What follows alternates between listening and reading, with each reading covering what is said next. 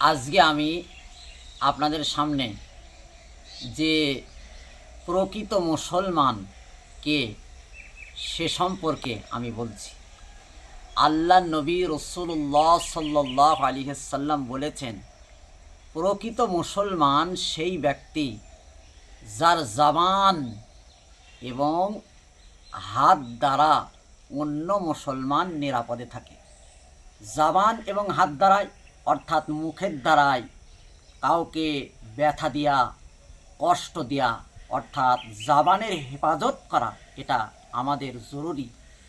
আমার জবান দ্বারাই অন্য কেউ কষ্ট যাতে না পায়, প্রথম কথা।